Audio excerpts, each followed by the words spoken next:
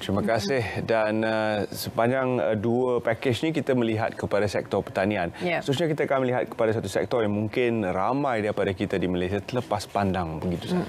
Tanpa mereka, kita tidak dapat hidup dengan selesa. Jadi hari ini kita nak menghargai sumbangan mereka dalam sambutan Hari Pekerja Pembersihan 2020. Jadi tetamu kita bersama dengan Tuan Haji Ismail Mokhtar, merupakan Ketua Pegawai Eksekutif Perbadanan Pengurusan Sisa Pepejal dan Pembersihan Awam atau ringkasnya SW Corp. Terima kasih Tuan Haji kerana bersama dengan kami hari ini. Terima kasih Tuan Haji. Dan mengapa sebenarnya telah timbul satu usaha untuk memartabatkan mereka yang bekerja sebagai pekerja pembersihan ini? Okay, terima kasih Terence. Sebenarnya sambutan hari pekerja pembersihan ni telah disambut di seluruh dunia lah. Pada besok lah, pada 17 hari bulan Jun setiap tahun lah. Jadi sambutan ini telah dilaksanakan di seluruh dunia, dipanggil Garbage Man Day lah sambutan. Tapi kita sesuaikanlah dengan kita, iaitu sambutan Hari Pekerja Pembersihan. Tujuan kita menyambut mengadakan sambutan ini adalah untuk mengiktiraf pekerja-pekerja pembersihan ini dan juga menghargai mereka. Dan juga yang ketiganya untuk memberi motivasi kepada mereka untuk bekerja. Sebab selama inilah seperti yang disebutkan tadi, mereka ni kurang diberi perhatian. Dipandang rendah oleh masyarakat. Ini yang kita kena tukar pandangan kita terhadap pekerja-pekerja pembersihan ini. Jadi siapakah mereka? Kerana mungkin kita hanya melihat mereka yang mengutip sampah sahaja. Tetapi ada juga bidang-bidang tugas lain yang diusahakan oleh pekerja yang di bawah definisi pekerja pembersihan. Okey, seperti yang saya sebut tadilah, di peringkat international dipanggil Garbage Man Day. Garbage ni dia merujuk kepada sampah saja. Tapi bila kita kata pekerja pembersihan, dia ada 4 kerja utama yang kita libatkanlah. Yang pertama sekali adalah mereka-mereka yang bekerja mengutip sampah. Yang mengutip sampah daripada kediaman, daripada rumah kita dan dibawa ke tapak pelebusan lah, yang menggunakan lori-lori sampah ni. Itu yang pertama. Yang kedua, kerja yang melibatkan pembersihan longkang ni, Terence. Pembersihan longkang maknanya dia membersihkan longkang-longkang. Dan yang ketiga, memotong rumput, pemotongan rumput. Ini banyak kawasan. Kita ada lebih daripada 49 juta area bagi kawasan lapang yang kita potong rumput. Dan yang terakhir sekali adalah jalan. Jalan-jalan ni pun kita kena selalu sapu lah. Sebab ada orang membuang sampah dan juga rumput-rumput yang terbiar yang masuk ke dalam kawasan jalan yang merosakkan pemandangan. Ini jalan ini perlu disapu, terutama jalan-jalan protokol lah kita panggil. Jadi 4 bidang tugas yang pekerja-pekerja inilah kita perlu hargai mereka.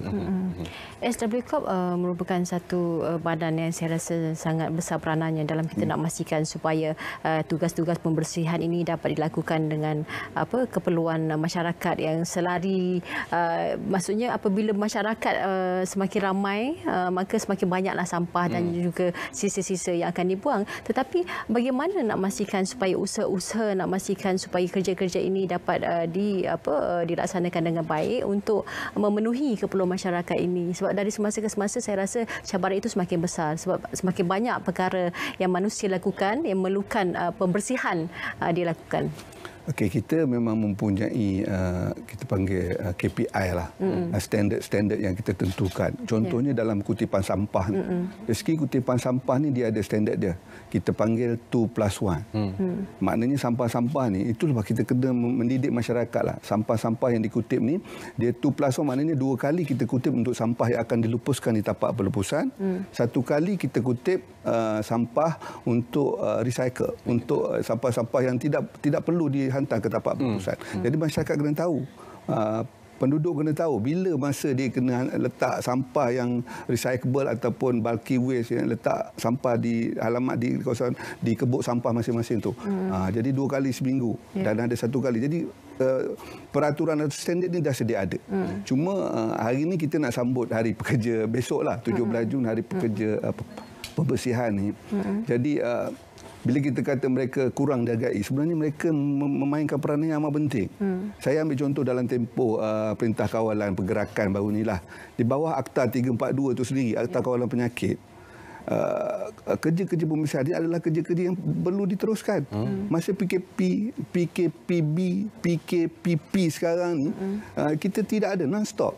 Maknanya dia orang mengutip sampah kita setiap hari. Yeah. Ada sektor-sektor lain yang berhenti semasa yang tidak bekerja semasa tempoh PKP ni. Tapi mereka bekerja setiap hari. Mereka berkhidmat untuk kita.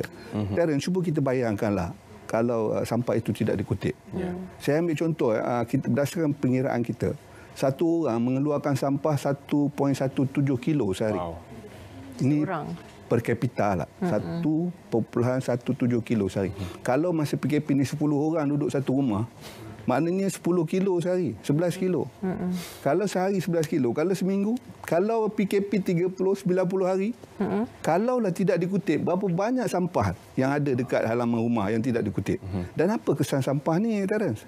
Sampah ni kalau tidak dikutip, dia banyak elemen negatifnya. Yang pertama, nilai estetika lah, dia akan nampak tak elok, nampak kotor, comot, kan? Okey, yang kedua, sampah ni ada bau. Kalau kita sisa-sisa makanan ni, dia 3 hari lah, lebih daripada 3 hari dia berulat. Jadi kalau tidak dibungkus dengan baik, dia akan mencemarkan alam sekitar, bau busuk. Dah lah, kebuk kita bukan di belakang rumah. Kebuk sampah dalam negara kita ni di hadapan rumah. Jadi itu kalau tidak dikutip, kita bayangkanlah, dah lah kotor, bau busuk. Kemudian kalau ada bocor, kalau kita tak bungkus dengan baik, dia mengeluarkan air. Air ni dipanggil licin lah. Licin ni akan mencemarkan alam sekitar, pergi ke longkang. Kalau longkang tu pergi ke anak sungai, ikan pun akan mati. Jadi dikesan dia berangkat. Itu, dan juga dari segi pencemaran lah. Pencemaran dan juga pusat pembiakan serangga, penyakit. Jadi kalau kita kaitkan, kalau kita berhentikan kerja pembersihan dilaksanakan oleh pekerja-pekerja pembersihan yang kita akan raikan lah. Kita boleh kata raikan lah besok ya. InsyaAllah besok kita akan raikan mereka kerana peranan penting. Kalau kita kata PKP ni banyak dipanggil frontliner, mereka juga adalah frontliner. Sememangnya mereka adalah frontliner. Tuan, mungkin sebelum kita menceritakan tentang sambutan ataupun bagaimana kita meraihkan mereka, mungkin kita boleh sentuh sedikit tentang cabaran untuk membawa anak-anak muda negara, warga negara Malaysia bekerja dalam sektor ni. Kerana selalunya kita dapat bayangkan bahawa hanya pekerja dari luar negara sahaja yang akan ingin menyahut cabaran untuk menjadi pekerja pembersih, tapi warga negara kurang berminat. Betul, Terence. Berdasarkan kepada statistik, saya nak bagi tahu bahawa SWCOP ni kita menguruskan di 7 negeri saja. Sebahagian negeri lain menguruskan sisa pekerjaan mereka masing-masing lah. Daripada 7 negeri yang kita uruskan, kita ada 25,761 pekerja pembersihan. 25,000. Dan 7,700 lebih ataupun 30% adalah pekerja asing lah. Maknanya kebergantungan kepada pekerja asing itu masih tinggi lah. 30% dan 70% memang pekerja tempatan lah. Dan pekerja asing ni kebanyakannya bekerja di kawasan-kawasan bandar lah. Maknanya cabaran kos sara hidup di kawasan bandar ni tinggi. Mungkin itu sebab itu pekerja tempatan tidak berminat lah untuk bekerja dalam sektor pembersihan ni. Tapi perkhidmatan kita banyak di kawasan bandar, di kawasan local government ni. Jadi itulah cabaran kita sekarang ni, bagaimana untuk menarik minat penduduk tempatan ni untuk bekerja dalam sektor. Jadi kita kena, salah satunya adalah kita kena menghargai mereka, mengiktiraf mereka bahawa kerja ni bukan kerja yang kotor, yang kolot, yang dipandang rendah. Kerja ni adalah satu kerja yang murni, yang penting kepada negara. Dan dari segi income pula, kita akan pastikan bahawa pendapatan mereka akan melebihi daripada pendapatan minima yang ditetapkan oleh kerajaan. Berdasarkan rekod kita, mereka boleh dapat 1,700 sampai 2,100 sebulan. Jadi tidak ada masalah lah, sepatutnya dia memberi pendapatan yang mencukupi kepada mereka untuk menyara kehidupan. Dan dalam sambutan ni kita akan memberi ikon-ikon nantilah yang boleh kita jadikan contoh. Apa agaknya perincian untuk sambutan esok? Untuk sambutan besok ni, yang pertama kita akan tetapkan 17 Jun ni sebagai hari pekerja pembersihan dan akan disambut setiap tahun lah. Yang keduanya kita akan libatkan menteri. Maknanya sekarang menteri YB Zuraida sendiri dan timbalan menteri kita, YB Datuk Seri Ismail Abdul Muttalib dan juga KSU. Tiga-tiga kita punya top management akan turun. Ini menunjukkan bahawa komitmen Kementerian Perumahan dan Kerjaya Tempatan untuk menghargai pekerja-pekerja pembersihan.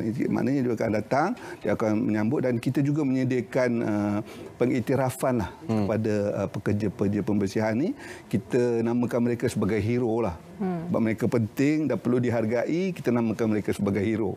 Jadi ada hero di peringkat kebangsaan, ada hero di peringkat negeri yang kita akan jadikan mereka ikon. Mereka ni ada daripada pelbagai. Kita akan ada yang daripada ibu tunggal, ada yang wanita yang bawa lori sampah tu, wanita yang kita, dan juga ada dari pelbagai bangsa. Kemudian ada juga daripada orang asal yang kita ambil bekerja. Jadi pelbagai, dan mereka boleh, ada yang dah bekerja Terence sampai 28 tahun. Wow. Maknanya dulu semasa awal pekerjaan ni mereka bekerja di pihak berkuasa tempatan.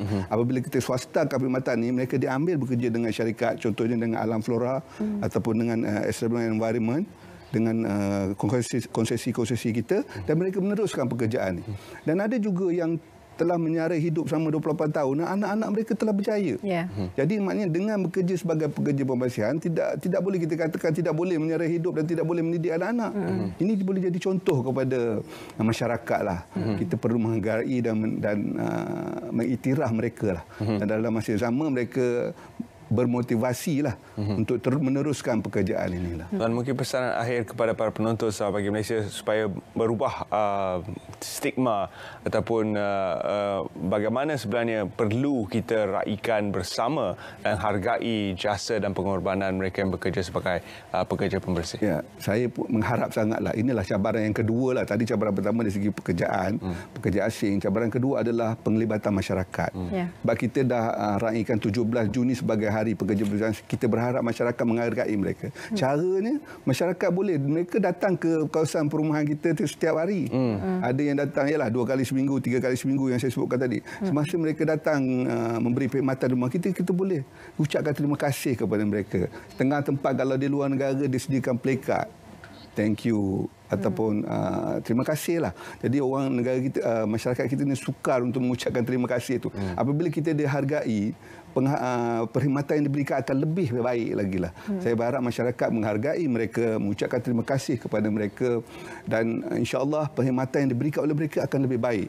Jadi hubungan masyarakat dengan pekerja pembersihan akan jadi lebih baik, dan negara kita akan jadi bersih dan sihat lah.